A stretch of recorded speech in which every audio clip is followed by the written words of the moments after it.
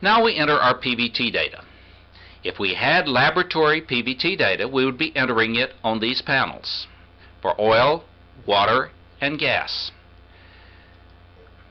Now, if you get your data from the laboratory, they will usually provide the data in the form of a spreadsheet.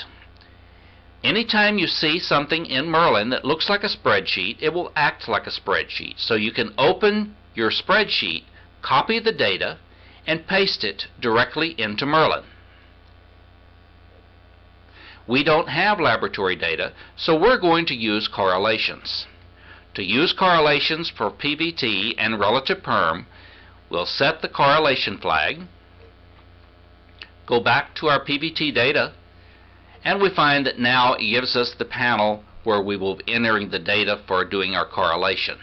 We're building a table of data, so we want a table with the pressures ranging over a range larger than we would ever expect to see in the model. We saw that the initial state of the reservoir was 4,000 psi, so we'll enter a maximum value of, say, 6,000 psi to make sure we have enough room. Then we need the reservoir temperature, and in this case we're not given the reservoir temperature, so we'll calculate it.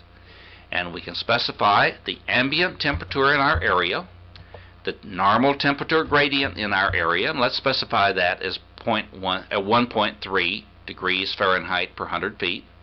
And we can specify the average depth. Merlin will assume the average depth in the reservoir. You can specify a different depth if you need to. And we find that the reservoir temperature will be about 195 degrees. Next, we enter the rock compressibility. We're not given rock compressibility, so we'll enter a rock compressibility that is in the normal range that might be expected. Fluid densities were entered on the fluid properties panel. If we change them here, they will be changed on the other panel.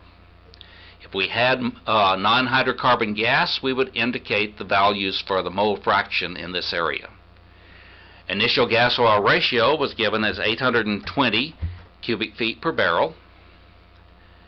And we'll ask Merlin to calculate the original bubble point, oil formation volume factor, and oil viscosity at the bubble point. If we had these values, we could type them in and tell Merlin not to calculate them. Then we specify the separator conditions, and we'll assume a separator pressure of 30 degrees or 30 psi and a temperature of 90 degrees. This might be something you would want to run sensitivities to.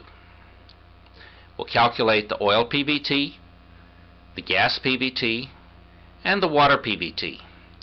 Now notice, anytime you have multiple graphs on the same panel in Merlin, you can click on any one of the graphs and blow it up to the full panel size so you can see it better. Click again and it will go back.